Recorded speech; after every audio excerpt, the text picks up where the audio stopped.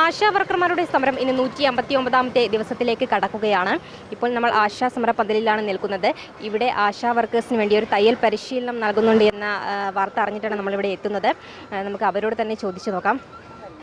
എന്താണ് ഇങ്ങനെ ഒരു പരിശീലനം ഇവിടെ നൽകാനുള്ള പ്രധാന കാരണം? നമ്മൾ എന്തായാലും ആശമാർ ഫീൽഡിലൊക്കെ പോയിട്ട് തിരിച്ച് എന്തായാലും സമരപ്പന്തൽ നിലനിൽക്കുകയാണല്ലോ.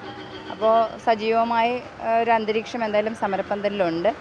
അപ്പോൾ അവർക്ക് ഒരു തയ്യൽ പരിശീലനം, കാരണം സമരം എന്തായാലും സർക്കാർ ഉടനടി സെറ്റിൽ ചെയ്യില്ല എന്നൊരു പ്രഖ്യാപനം നടത്തിയിട്ടുണ്ട്. അപ്പോൾ നമ്മൾ അതിനോടനുബന്ധിച്ച് ഞങ്ങൾ എന്താ ഉദ്ദേശിച്ചിരിക്കുന്നതെന്ന് പറഞ്ഞാൽ വരുന്ന മുഴുവൻ ആശമാർക്കും തയ്യൽ പരിശീലിപ്പിക്കാം. അപ്പം നമ്മുടെ കൂടെ തന്നെ തയ്ക്കാൻ അറിയാവുന്ന നിരവധി ആളുകളുണ്ട്. അപ്പോൾ അവരുടെ നേതൃത്വത്തിൽ ബാക്കി തയ്യൽ അറിയാത്ത ആളുകൾക്ക് പരിശീലനം കൊടുക്കുക എന്നൊരു ലക്ഷ്യമാണ് ഇതുവഴി ഉദ്ദേശിക്കുന്നത്. ഒരു കൈത്തൊഴിലും കൂടെ അറിഞ്ഞിരിക്കുന്നത് എന്തുകൊണ്ടും നല്ലതാണല്ലോ. മാത്രമല്ല സമരം നീണ്ടുപോകുന്നതിനനുസരിച്ച് സർക്കാർ പിടിവാശി ആയലാണ്. അപ്പോൾ ആശമാരും പിടിവാശിയിലാണ് ഡിമാൻഡ് നേടിയെടുക്കുന്നത് വരെ സമരം തുടരുമെന്നുള്ളത്. അപ്പോൾ നമ്മൾ ഇത് മാത്രമല്ല, ലൈബ്രറി ആരംഭിച്ചിട്ടുണ്ട് വനിതകൾക്ക് വായിക്കാനായിട്ട്. ഏതൊരാൾക്കും വന്ന് പുസ്തകം എടുക്കാം, വായിക്കാം. ആശമാർ മാത്രമല്ല, ഇവിടെ പലരും വന്ന് വായിക്കുന്നുണ്ട്. പക്ഷെ കൊണ്ടുപോകാൻ നമ്മൾ അനുവദിക്കാറില്ല. ഇവിടെ ഇരുന്ന് തന്നെ വായിക്കുക. രജിസ്റ്ററുണ്ട്, രജിസ്റ്റർ ബുക്കിൽ രേഖപ്പെടുത്തിയിട്ട് അവർക്കൊരു നിശ്ചിത സമയത്ത് ഇരുന്ന് വായിച്ച് ബുക്ക് തിരിച്ചു വെച്ച് പോകാമെന്നുള്ളതാണ്.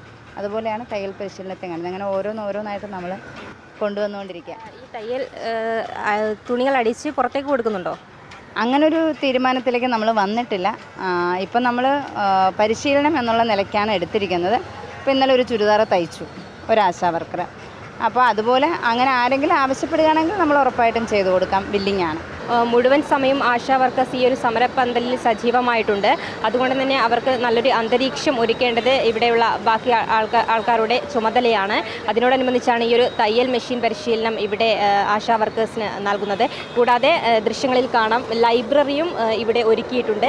ഈ ലൈബ്രറി ആശാ വർക്കേഴ്സിന് വേണ്ടി മാത്രമല്ല, മറ്റ് പുറത്തുനിന്ന് വരുന്ന ഏതൊരാൾക്കും ഇവിടെ കയറി പുസ്തകം വായിക്കാനുള്ള ഒരു സൗകര്യവും ഇവരിവിടെ ഒരുക്കിയിട്ടുണ്ട്. എന്തായാലും ഇത് വളരെ നല്ലൊരു കാര്യമാണ്. ഇത് അവരെ തുടർന്ന് മുന്നോട്ട് കൊണ്ടുപോകട്ടെ. ക്യാമറമാൻ അനിൽകുമാറിനൊപ്പം അനശ്വര MP, വിസ്മയ ന്യൂസ്, തിരുവനന്തപുരം.